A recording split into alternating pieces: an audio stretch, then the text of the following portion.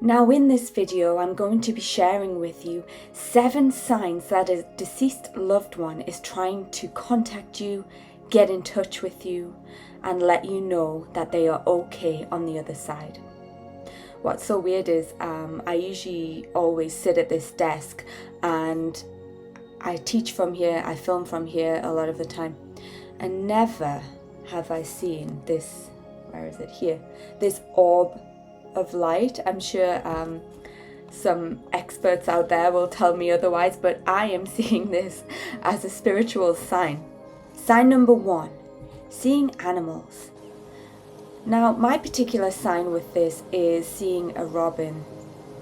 So I have a very close, or had a very close family friend that passed away in November 2021. And ever since he passed away, I've been seeing robins. Lots and lots of robins. And it always seems to happen when there's something going to be happening that I'm not sure about, I feel uneasy about. And it always happens when I walk my dog. And there's this one robin, I don't know if it's the same one, but I like to believe so, that I see constantly in the same place, on the same tree, or sometimes it could be a different robin, but in the same place again. So it's like a repetitive thing. Now, the reason they would visit you through animals is that it's an easy way for them to still walk the plane, the field of the earth. And it could be rabbits, it could be ladybirds, that's one I often see as well. So if there is an animal that you are seeing or looking out for now that you know this information, then it's probably a loved one trying to contact you. And think about the moment you see them. Is it because there's something going on in your life that you need to overcome? Is there a problem you're dealing with? Are you thinking a thought and then you see the animal? And that could be your loved one saying, yes, go for it, or yes, you're thinking the right thought there. So it's definitely a guidance. Sign number 2 is electricity. So again, with my loved one that passed away, my family friend, he was more like a father figure to me, to be honest. Basically, ever since he passed away, myself and my mum have been seeing him in the lights. Now, this might sound a little bit far-fetched, but I know it's true. So it all started in her bedroom, and her light was going crazy, flashing on and off and on and off. Then it started to happen in my bedroom, and then I started to see it in lampposts, just walking by on a night time when the lampposts were turned on.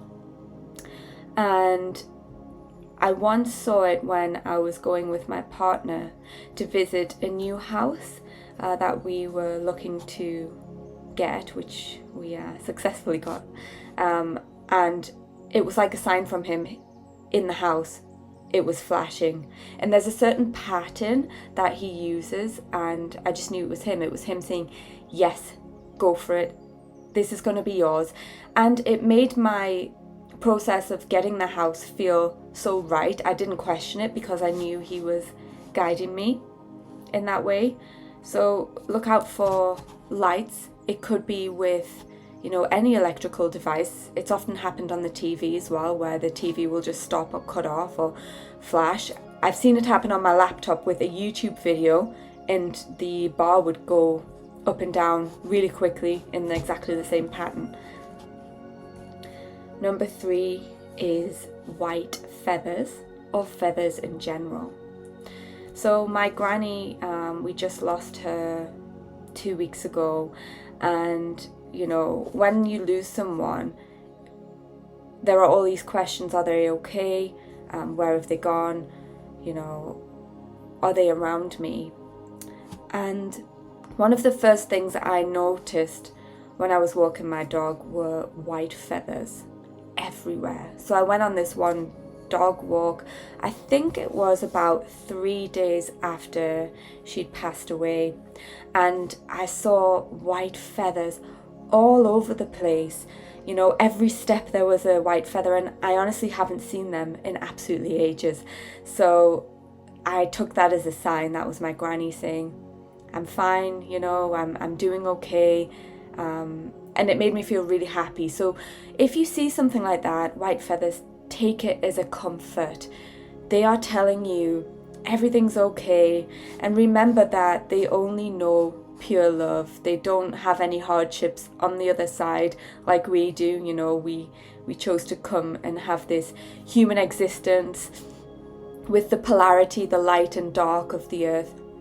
They don't have that. So really do take it as a comfort. Number 4 is energy visits. So you might be wondering, what are energy visits? Well, me and my family have always experienced this, and I'm very curious to know if you have too.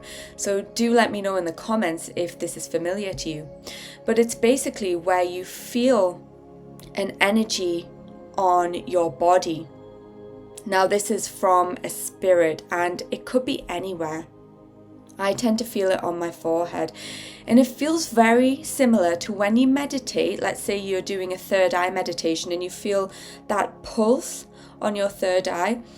It's very similar to that. It can feel quite intense sometimes, is the word I would say, where it overtakes. And I often feel it when I'm going to sleep, and I always think my loved ones that have passed over are helping me go to sleep, because I don't like going to sleep a lot of the time. I'm definitely not a morning person. So look out for that. My mum, she gets it on her shoulders usually. I've had it on hands before, on the back of my head, as if there was a hand on the back of my head, and it's a very intense, or it could be sometimes light, and it could sometimes just feel like this. That's how I would describe it, like a pitter-patter of energy there. If you feel this, just know undoubtedly it is your loved one trying to contact you, trying to let you know that they are with you.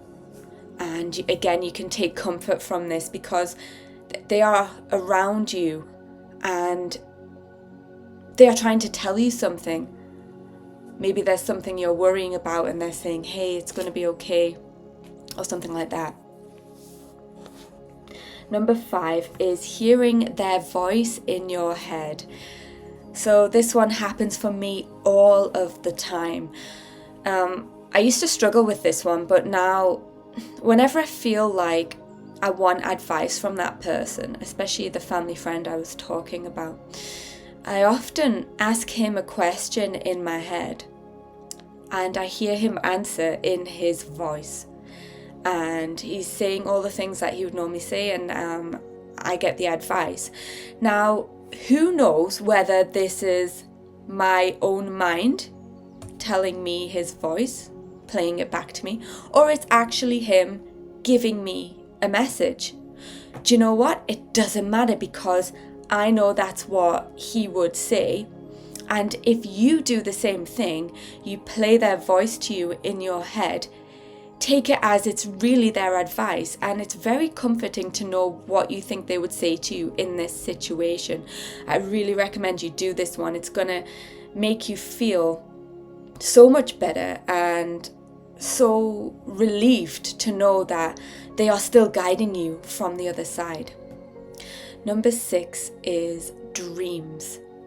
So this one for me, basically I had a dream maybe a week after my granny passed over, and I had a lot of unanswered questions that I had for her because of the way that everything played out. There was a situation that I won't go into, but you know, I wasn't able to see her as much as I would like to in the last 2 years because of this situation.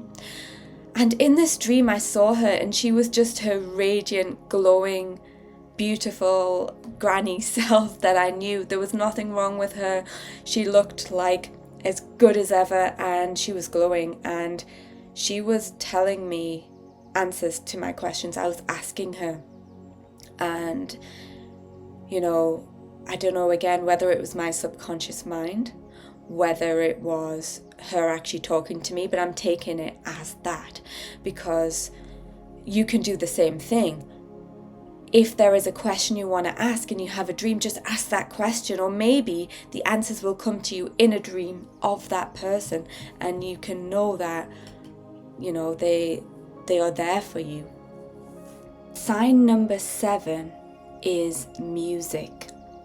So have you ever heard a song on the radio and it automatically made you think of somebody else because it evoked a memory in you?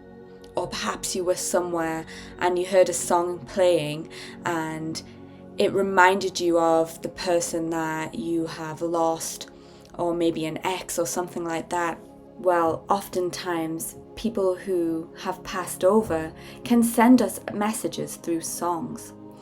This happened to me. Like I said, my grandma just passed away 2 weeks ago, and I met my dad at the Everyman Cinema just 2 days after, because we meet every week, and we've never been there before together.